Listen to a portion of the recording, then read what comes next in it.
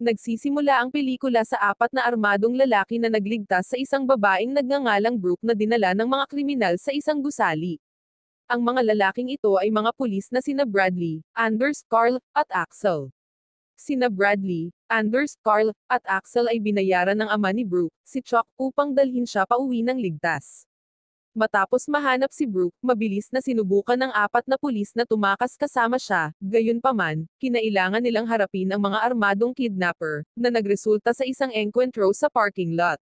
Sa laban, nabaril si Axel. Naging napakadelikado ang sitwasyon, kaya't nagpa siya sina Bradley at ang iba pa na umalis gamit ang isang sasakyan, iniisip na patay na si Axel. Isang taon ang lumipas, nagretiro na si Bradley mula sa pulisya at namumuhay sa isang nayon na may nyebe malayo sa lungsod.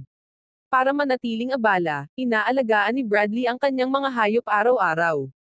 Habang nasa kanyang rancho siya, dumalaw si Carl. Nag-usap sila ng matagal matapos hindi magkita ng isang taon, at sinabi ni Carl kay Bradley na naroon siya para imbitahan siya sa kasal nila ni Brooke.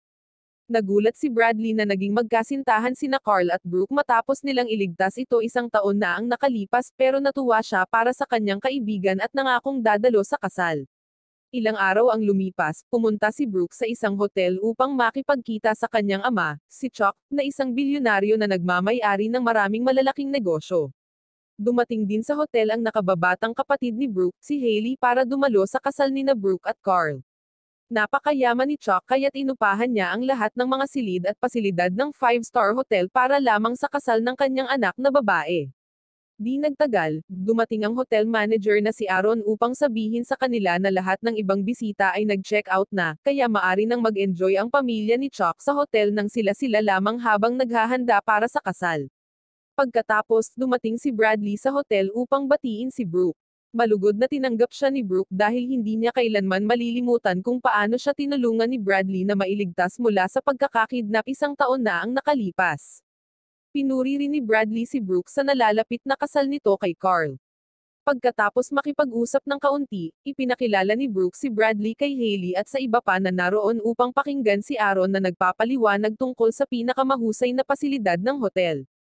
Sa paraan ng pagtingin ni Hailey kay Bradley, mukhang interesado siya dito. Samantala, dinala ni Aaron ang lahat para tingnan ang loob ng hotel. Ipinakita niya sa kanila ang malaking kasino kung saan maaaring mag-relax at mag-enjoy ang pamilya ni Chuck.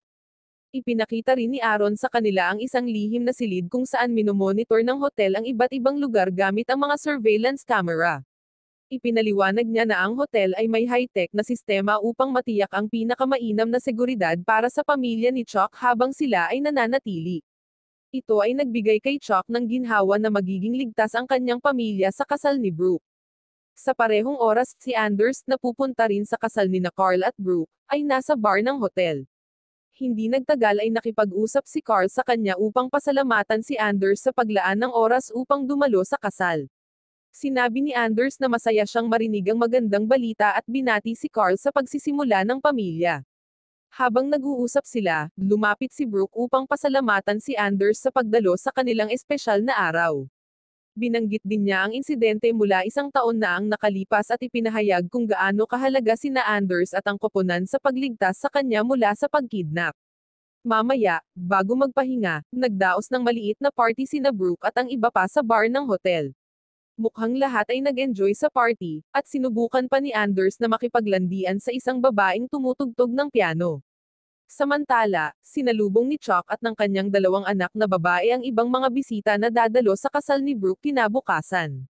Samantala, magkasama sina Carl at Bradley, at ibinigay ni Carl kay Bradley ang kanyang singsing sa kasal upang itago hanggang sa kasal. Tinanggap ito ni Bradley, at pagkatapos umalis si Carl. Maya-maya ay nilapitan siya ni Hailey, na matagal nang nagmamasid kay Bradley.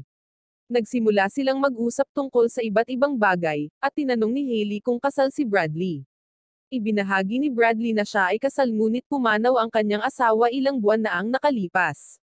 Ipinahayag ni Hailey ang kanyang pakikiramay sa kanyang pagkawala, ngunit naramdaman din niyang ito na ang pagkakataon niyang mapalapit kay Bradley. Hindi nais palampasin ang pagkakataon, inimbitahan ni Hailey si Bradley sa swimming pool ng hotel. Pumasok siya sa pool at nagsindi ng sigarilyo, sinadyang akitin si Bradley. Nakita ito ni Bradley at nagpasya siyang sumama sa kanya sa pool, at natulog silang magkasama sa isang kwarto.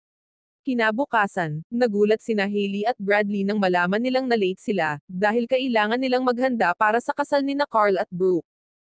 Mabilis silang nagbihis at nagmadaling pumunta sa kasal. Kasabay nito, pumasok si Aaron sa silid kung saan minomonitor ang mga surveillance camera ng hotel at nagdala ng kape sa gwardyang naka-duty.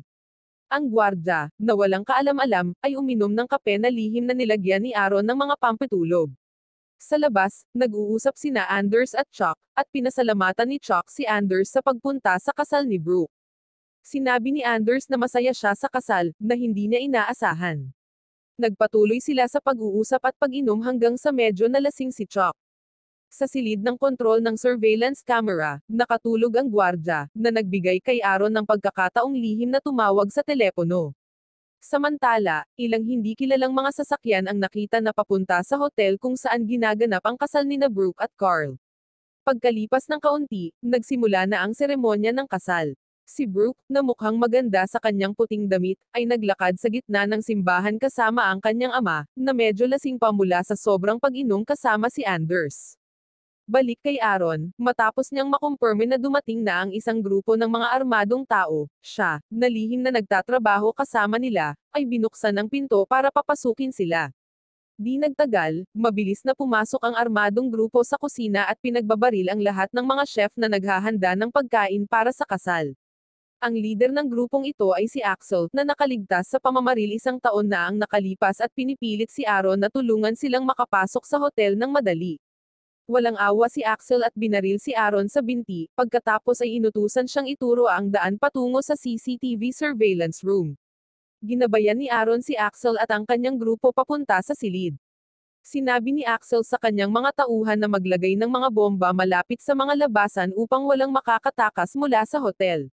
Sa kasal, pagkatapos nilang magbigay ng kanilang mga pangako, tinanong ni Carl si Bradley tungkol sa singsing ng kasal, ngunit hindi ito makita ni Bradley sa bulsa ng kanyang coat, kaya't nagmadali siyang bumalik sa kwarto upang hanapin ito. Noong mga panahong iyon, nakita siya ni Hailey at nagpasya siyang sundan siya upang tulungan siyang hanapin ang singsing sa kasal ng kanyang kapatid. Nang makarating sila sa silid, sinimulan ni Bradley na hanapin ang kahon ng singsing na iniwan ni Carl noong nakaraang gabi, ngunit hindi niya ito makita kahit saan. Samantala, tumakbo si Hailey papunta sa lugar ng swimming pool kung saan sila nagpalipas ng oras noong nakaraang gabi. Sa kabutihang palad, natagpuan ni Hailey ang kahon ng singsing at agad itong dinala kay Bradley. Sa sandaling nahanap na nila ang singsing, plano nilang bumalik sa kasal upang ibigay ito kay Carl. Sa kasal, si Brooke at ang mga bisita ay nagpapahinga, hinihintay si Bradley at Hailey na dalhin ang singsing. Bigla, pumasok si Axel at ang kanyang grupo at inatake ang lahat sa kasal. Mabilis na kumilos si Carl upang protektahan si Brooke mula sa mga sumalakay na nagpapaputok. Samantala, ang mga bisita na nagtangkang tumakas sa pamamagitan ng labasan ng hotel ay nahuli sa isang pagsabog ng bomba na inilagay ng mga tao ni Axel, na nagdulot ng kanilang malagim na kamatayan.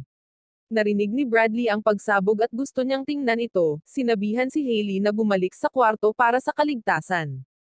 Gayunpaman, tumanggi si Hailey dahil gusto niyang manatili kasama si Bradley. Sa parehong oras, sinusubukan ni Axel na hulihin sina Carl at Brooke, na nagtatago sa kasino. Pagkatapos ay nagsimula ang putukan, at isa sa mga tao ni Axel ang nakahuli kay Carl. Sa kabutihang palad, dumating si Anders sa tamang oras upang iligtas sina Carl at Brooke, ngunit hindi nila napansin na nandoon pa rin si Chuck sa kasino. Noong panahong iyon, nahuli ni Axel si Chuck. Dahil siya ay lasing na lasing, hinihila siya ni Axel papasok sa silid ng hotel at sinampal siya para magising. Habang nagsisimula ng magising si Chuck, nakilala niya si Axel bilang isa sa mga pulis na kanyang inupahan upang iligtas ang kanyang anak na babae mula sa mga kidnapper noon. Ipinaliwanag ni Axel na pagkatapos siyang barilin, iniligtas siya ng mga kidnapper, at kalaunan ay naging magkaibigan sila. Ngayon ay bumalik siya upang maghihiganti sa kanyang mga dating kasamahan na nagtaksil sa kanya at upang agawin ang lahat ng kayamanan ni Chuck. Nang tumanggi si Chuck sa mga hinihingi ni Axel, nagalit si Axel at binaril si Chuck. Gayunpaman, sinadyang iwasan ni Axel na tamaan ang anumang mahahalagang bahagi at binalaan si Chuck na papatayin niya ang pamilya ni Chuck kung patuloy itong tatanggi. Sa kabila ng pag-aalinlangan, pumayag si Chuck na ilipat ang lahat ng kanyang pera gamit ang computer sa CCTV monitoring room. Samantala, inalis ni Bradley ang mga tao ni Axel na nagbabantay sa pasilyo ng hotel.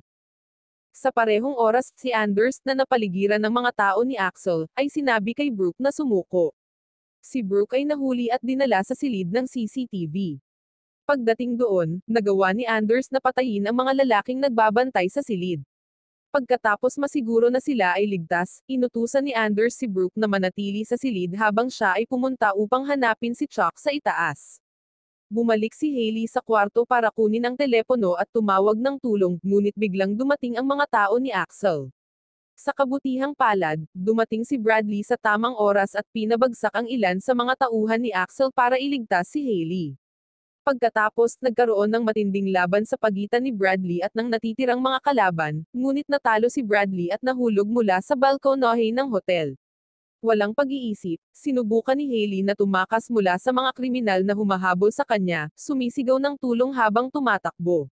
Nang siya ay mahuli sa lugar ng swimming pool, dumating si Carl para iligtas siya, kahit na siya ay sugatan. Dumating si Bradley at nakipaglaban sa tauhan ni Axel, itinapon siya sa pool at tinalo siya. Di nagtagal, nailigtas ni Anders ang ilan sa mga bisita ng kasal na hostage ng mga tauhan ni Axel sa pamamagitan ng pag-aalis ng mas marami pang mga tauhan ni Axel. Sa silid ng CCTV monitoring, napilitang buksan ni Brooke ang pinto nang makita niyang hostage ni Axel ang kanyang ama. Pinilit ni Axel si Chuck na ilipat ang pera sa kanyang account. Pagkatapos noon, dinala niya si Brooke palabas ng silid, balak gamitin siya bilang bitag para mahuli sina Carl at ang iba pa. Matapos magsama-sama ang lahat ng dating pulis, hinawakan ni Axel si Brooke bilang hostage at inutusan si Anders na may hawak na baril na itapon ito.